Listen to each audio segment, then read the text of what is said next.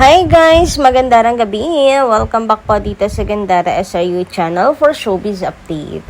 Andito na naman nga po akong muli, nagbabalik ang nagmamaganda na yung kachismosang Kim Pao. Wala na nga pong iba si Gandara na upang magatid sa inyo ng latest update and fresh happenings patungkol kina Kim Chiu and Paolo Avellino. And para nga po sa gabing ito, so ang atin pong tatalakayin at pag-uusapan ay may kinalaman syempre kina Kim and Paolo. So naku, napakaganda pong balita itong atin pong hatid-hatid sa inyo. Panigurado kikiligin, matutuwa po kayo at pang isang buwan ng ayuda na to. Isang buwan ng ayuda, agad-agad. Anyway, bago tayo mag-start sa mga hindi pa nakaka-subscribe dito sa ating channel, pakiclick lang po tayo na subscribe button natin dyan at notification bell na nasa baba para mag-i-updated po kayo at ma-notify tuwing may bago tayong chika at balita hinggil sa Kim Pao. Basta po mga balita na may kinalaman kina Kim Chiu and Paolo Avellino, sagot na po natin yan. So, alam ko, excited na kayong lahat para sa ating ayuda. Pero gusto ko munang batiin ang napakagandang body ni Kim Chiu. Grabe nga naman yan. Sa'yo yan lahat. Paolo Avellino, grabe, napaka-sexy. Ang ganda talaga ng katawan ni Kim Chiu. And guys, tulad na sinabi ko po sa inyo, ay parang tumaba talaga siya. Hindi ako magsasawang sabihin po yan sa inyo kasi bagay na bagay po kay Kim Chiu. No wonder na paborito rin siya talaga ng mga contestant. Di ba pansin nyo rin, ultimo mga contestant, bunot na bunot or binubunot si Kim Chiu. Grabe naman nga kasi talaga kaganda ni Kimberly, na attract po talaga sa kanya. And yun lang ang question lang ngayon dito kasi present siya sa Showtime, active po siya. Kung kailan makakabalik ng taping sila, kung kailan ulit sila magte-taping para sa The Alibay. Pero enjoy na rin po muna natin na alam ko yung iba kasi nagmamadali para mapalabas na daw agad ang The Alibay, pero it takes time Sabi ko nga baka 2026 pa yan. But anyway, hindi pa man nagte-taping, enjoy natin na nakikita natin si Kim, diba? Nakikita natin si Kim sa Showtime and syempre yung mga workout nila ni Paolo Avellino. Malaki yung chance kasi hindi sila ganun ka-busy. Anyway, dumako naman tayo dito sa pinakasentro ng ating update ngayong gabing ito. So, basahin natin to. Sabi dito, comment here.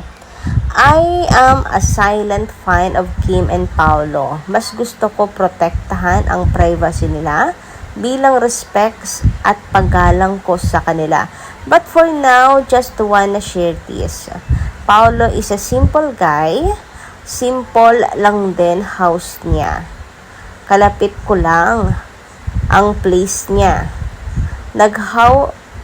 Nag-house niya is katapat ng house ng cousin ko. Kaya sometimes nakikita ko sila ni Kim. We are not type of fan or kalugar na bubulabugin sila.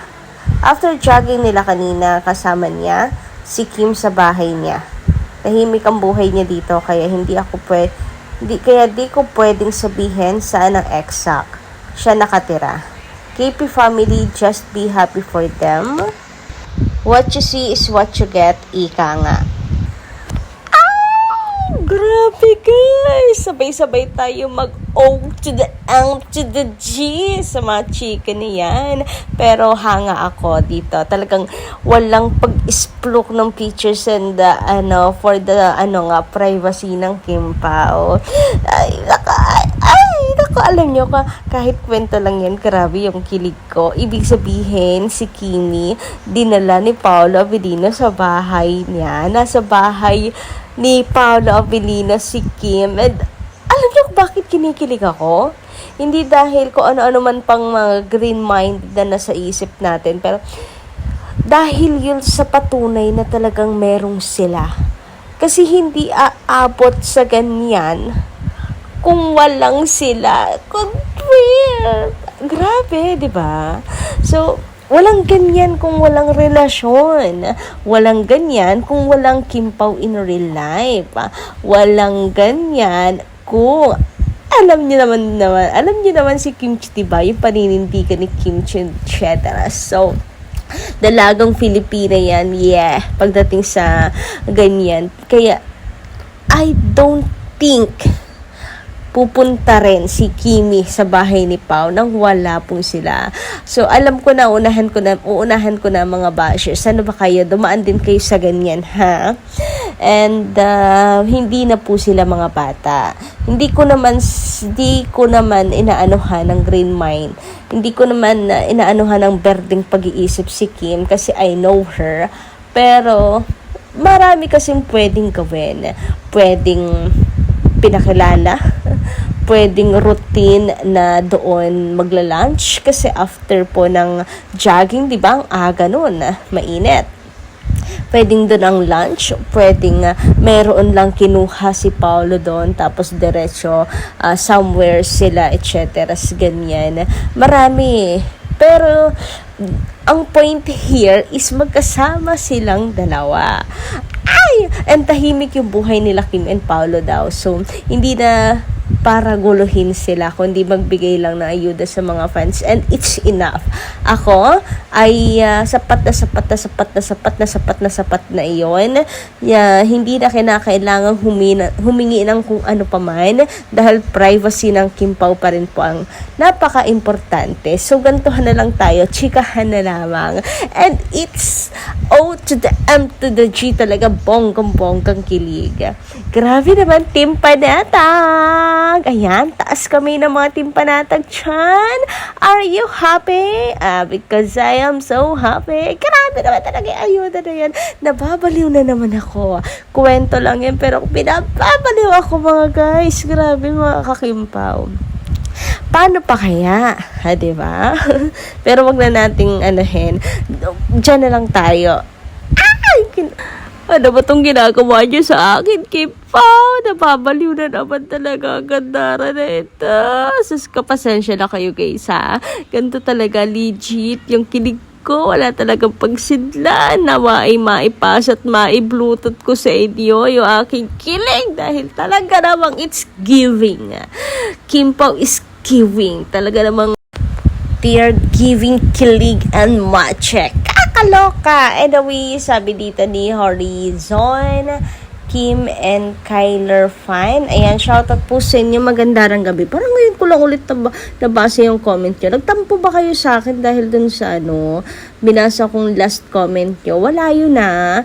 Ano lang talaga ako, patas lang sa, alam nyo na siguro yun. Anyway, sabi niya, kahit sabihin ng mga bashers na may mas mahusay kay Kim mag-host, ay hindi naman malakas humatak ng audience at advertisement. Si Kim ay malakas humatak ng viewers at mga endorsements.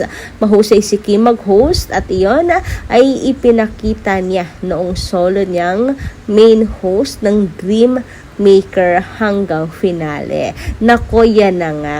Speaking of magaling, marami pong magagaling na host. Yes, magagaling. And kasama si Kim Chan, nakahanay po siya sa magagaling. Okay, sabihin na natin meron pang mas magaling kasi may mga bagay at minsan may mga taong hindi na nabibigyan ng pagkakataon. Kasi si Kim Chu may napatunayan na do you think bigla-bigla yung bibitawan ng ganun-ganun na lang? Lalo na't napaka-consistent ni Kim Chu, napaka-consistent niyang nagbibigay, patunay na deserve niya yung spot na meron siya sa Showtime, sa showbiz, sa commercials, etc. Diba? Ang lakas yung humatak sa mga tao, ng viewers and advertisement. Yan ang isa sa pinaka talagang magiging conflict sa Showtime pag nawala yan si Kim Chu. Kasi malakas po siyang humatak ng advertisement. Diba? Advertisers. Kaya, sorry na lang sa mga hashtag bashers dyan. Ano na lang kayo, iyak na lang at umasa. Mag-pray na lang kayo kung pakikinggan pa. Kung pakikinggan ni God yung mga dalangin nyo, alam naman natin kapag puro kasamaan sa kapwa ang inyong ginagawa ay malabo yan pakinggan pa ni Lord. Anyway, mula naman sa isa nating commenter na si Madam Mila Carillo, shoutout po sa inyo. Ma'am Gandara, ano na naman ang sinabi ng mga bashers na palitan si Pao?